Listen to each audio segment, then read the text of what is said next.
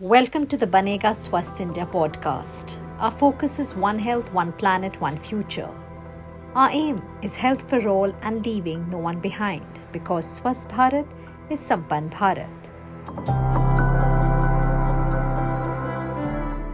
The month of June is celebrated as Pride Month and observed in several countries to commemorate the struggles and victories of the LGBTQ communities. Though it was started in 1969 in the United States, the movement has grown and become a global symbol of celebrating and accepting identities. I'm Ambika Singh Kama, and on our Pride Month special podcast episode, we have with us Onir, filmmaker and author of I Am Onir and I Am Gay.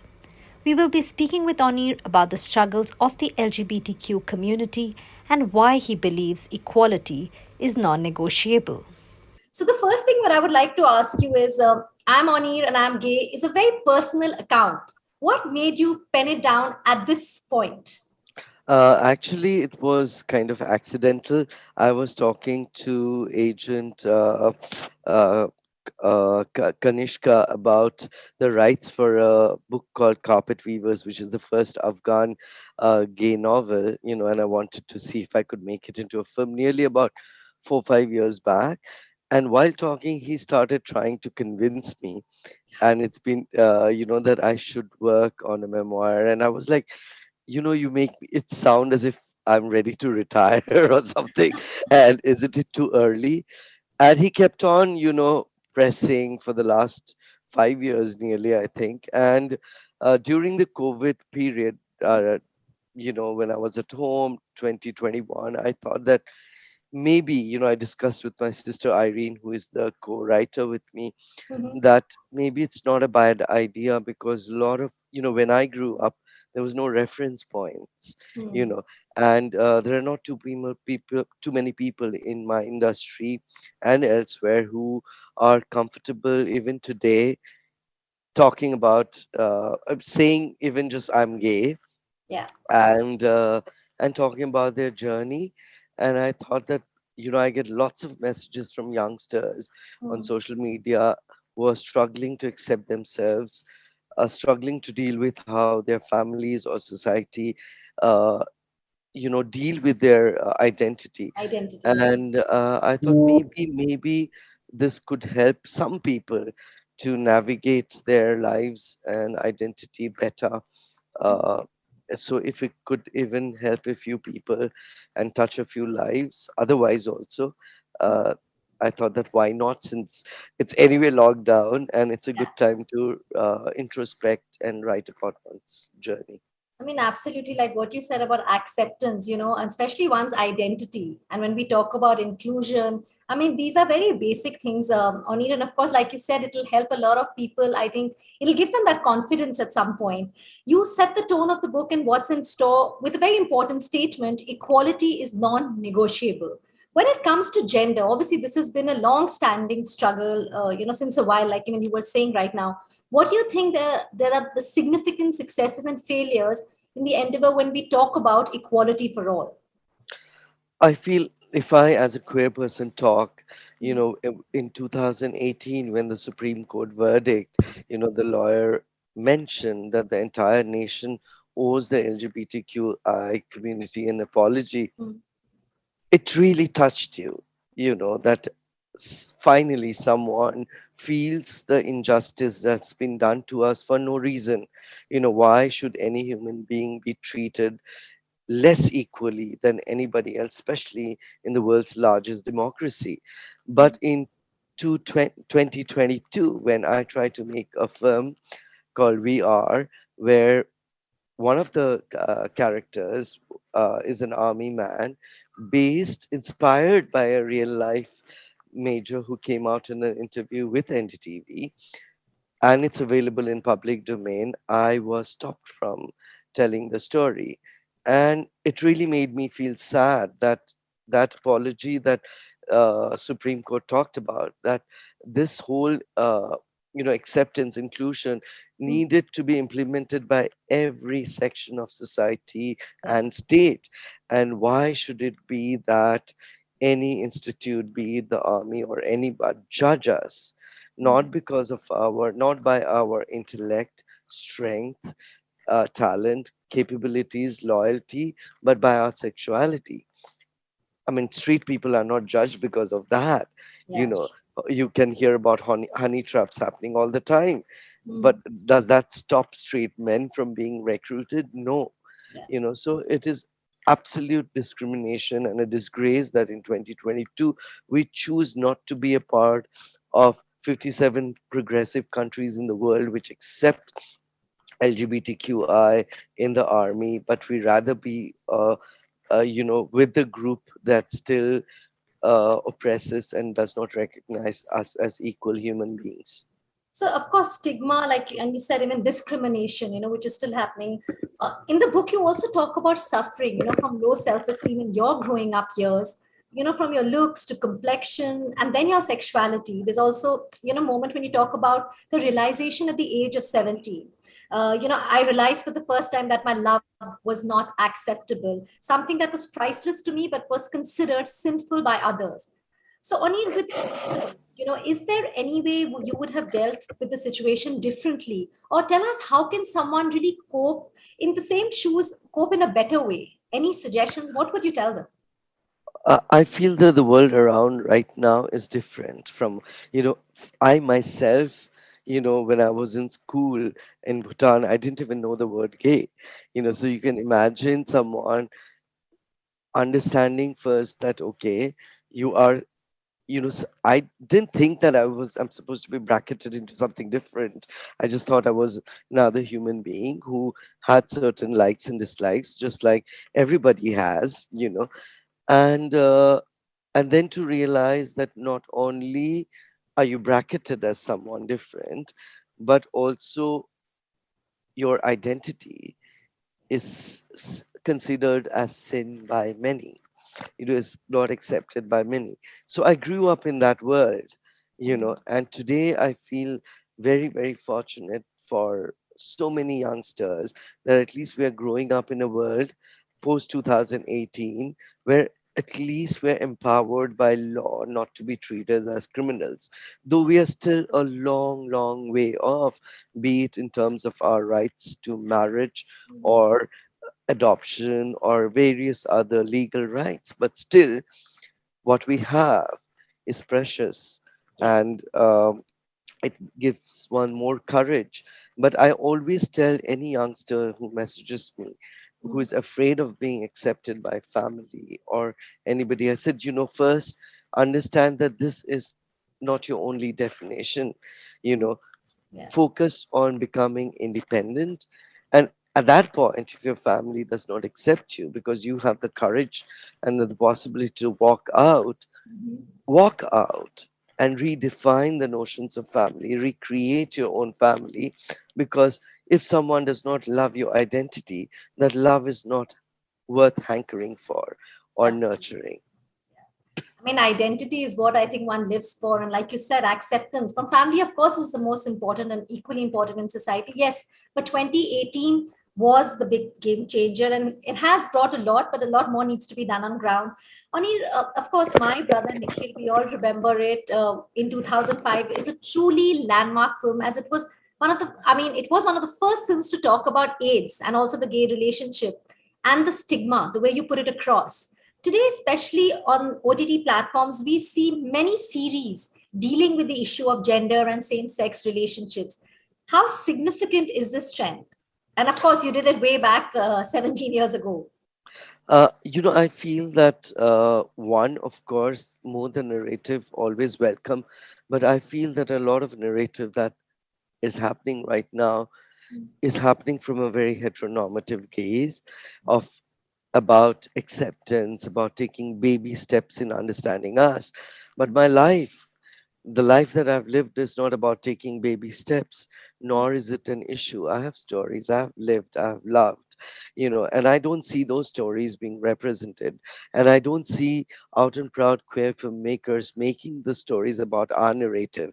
Just like there was this talk about the necessity of having women tell their stories behind the camera. They're there because the feminine gauge is different, so is the queer gauge different, because we were born accepting the straight world. Nobody had to teach us.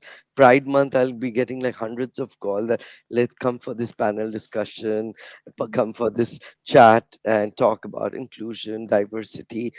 And I'm like, nobody had to do that for me, for the straight world. And I feel that a lot of filmmakers themselves are learning about accepting us. And it's time that our stories are told the way we want to tell and not the way a heteronormative world accepts us. Because why should my identity depend on someone else's acceptance? Why should my stories be about what makes someone else comfortable? I feel that still, be it studios, be it platforms, do not recognize that I have stories and we have stories to tell, which is independent of acceptance in a heteronormative world, which is So still the trying to narrative, figure out. you feel the narrative needs to change Absolutely. from the perspective. Yeah. Yes. Onir, also, whether it was my brother Nikhil, whether it was AIDS, which, back then, obviously it's stigmatized as a gay man's disease, to even monkeypox now, fighting the stigma continues to be a challenge for the community. I feel that you cross a hurdle and then a few more comes up, you know. And sometimes, I remember that in 2009 when the Delhi High Court had, decriminalized homosexuality, it was an incredible moment for the community. And in 2013, when the Supreme Court overruled it, you know, it was despair. And I thought that I would not see 2000, what happened in 2018 in my lifetime. And now that we have achieved that, you're also constantly thinking that look at the new hurdles that keep on coming because the patriarchal society is extremely insecure about what they feel as intruding into their power structure, be it in terms of women, be it in terms of the LGBTQI community.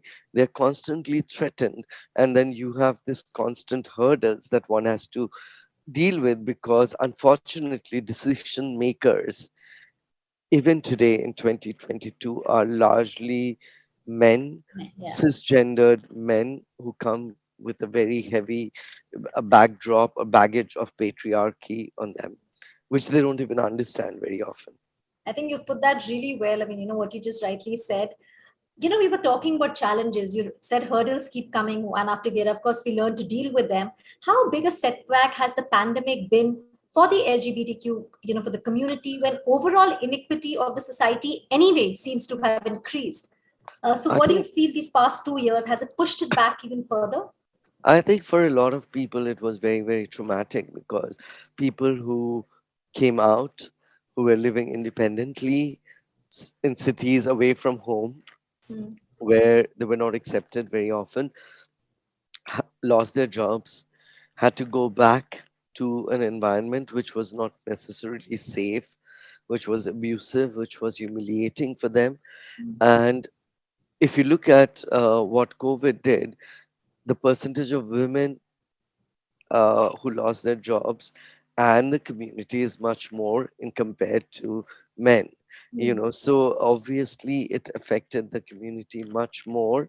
uh, but I think we are resilient. The community has, you know what happens is that your immunity against adversity is so strong because you are dealing with all your life that this too shall pass and we will move ahead. Only when we talk about equality and inclusion and leaving no one behind, which is also the core of our campaign, this season 8. When it comes to access to opportunities, basics like whether it's health, education, exercising fundamental rights, what all aspects or areas, according to you, still need a lot of work, or what do you think needs to be prioritized? Let me put it that way. I think most important is education, to be able to introduce gender and sexuality to children right from early age, where they do not mock anyone who they perceive as different, where they are also uh, confident enough to explore their own sexual identity or gender, you know, because what you learn at that age shapes you up as a human being. So I feel education at school and also home is extremely important, and followed very closely by it is healthcare. That, today, even today, you will have doctors where, when parents find out about their children, they take their children, treating it as a disease. And very often there are doctors who are themselves homophobic, and who would, you know try and insist that this is wrong and you need to change, and it's a mental disease, or it's there's a problem. So I feel these are the core spaces, along with decision makers empowering the community in every aspect. That true. How do you think we can normalize this conversation around sexuality? What really needs to be done to bring about a difference? I feel, first of all, people should not forget uh, conversations of diversity and inclusion after Pride Month, because every Pride Month, very often I get calls from different platforms or studios saying that, oh, we want to have a chat with you. And I tell them that, I'm just giving you an example, that, instead of this chat, why don't you also do some programming? You're making hundreds of, programs. One could, and they say, yeah, yeah, we're very keen, da da da. Why don't you send? And for the last, especially after 2018, Yeah, okay.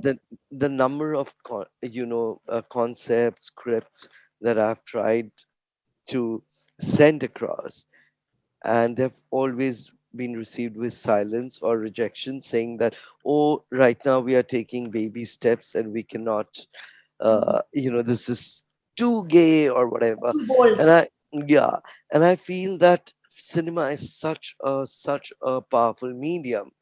Mm, Why are you disempowering me to talk to my society, to the community, the allies, and the others who can be allies using this medium? So you are in a process disempowering the discourse. So I feel that all of us need to consciously enable discourse, mm, and not discourse which is only from the point of view of appeasing what is, like very often people will tell that, you know as long as they're not on the face, yeah, it's not. but what is this on the face? Or you'll hear the comments that, a lot of youngsters who are go young teenagers, people will tell them that, why do you have to move your hand this way or walk this way? And Mm, I'm like, have you ever heard someone tell that to a person perceived as straight, that why do you walk like this? Why do you talk like this? Why does your hand move the way it does? so the So I judgment. feel Yeah. that, you know, to stop being judgmental, to Mm, be able to listen mm. is so important to bring in change. I think that's a really, really strong message. What what you just said. I mean, being judging. I mean, even the comparison for that matter. Again, that it keeps coming down to the same thing: judgmental acceptance. You did tell us about you have ideas, and a lot of times people say it may be too bold, but the taboo and censorship is not something new. Only when it comes to issues pertaining to LGBTQ, the community. Any latest experience of not getting clearance for a film being a case in point of this? Like, do you feel because of the issue you've not got, has it ever happened? Any experience? Like just I mentioned, the film that I was trying to make early this year, which is a sequel to my national award winning film I Am, called VR, that the Ministry of Defense Yeah, that. refused to give an NOC. So that's recent experience. And I wonder if today I had to do I Am, whether it would receive a national award, or even a censor film certification board would give it a certificate, because we have forgotten that cinema is meant to question every form of power. And it's not about abusing, it's not about defaming, it's about questioning. And if that right to question is taken away from an artist, you in a way are throttling and killing the art. True, which is a very strong medium, like you rightly said. Only just a last question. What is the way forward? What are some of the critical issues of the community that need to be addressed? Whether it's the adoption rights, to marriage, in that quest for non-negotiable equality. I feel the list is huge, but I mean, like you mentioned, I feel that first of all, I mean, like now it's in court, marriage right, for example, and the way people oppose it stuns me. You know, this whole thing about against our culture, you know, and I'm like, what is culture? Isn't culture supposed to be something that evolves? Because humanity and human rights is more important than any culture, any book, anything that's stuck in time, because we need to understand that with time everything needs to evolve for a better world, not for a worse world, not for a society that continues to oppress, you know. And for that, I feel that be it inclusion of the community in the forces, inclusion of the community in the parliament, in the lawmaking bodies, inclusion in education, to talk about us. Why are we absent? I was absent in my history, geography, chemistry, biology, everywhere. That is unfair. We need to be present. Our presence needs to be recognized in every space of social or private communication. Absolutely. Onir, it's been a pleasure to speak with you. Thank you so much for giving us your time and wishing you Thank you. all the very best for the book. Thank you so much. That's it on the Banega Swasth India podcast this week. If you have comments, queries, or suggestions on the topic we discussed today, or issues you would like us to cover in future, to write to us on bsipodcast@ndtv.com. Remember, BSI stands for Banega Swasth India. You can also connect with us on Banega Swasth India handles on Facebook, Twitter, and Instagram, and continue the conversation through the week. Till next week, this is Ambika Singh Kama signing off. Stay healthy and stay safe.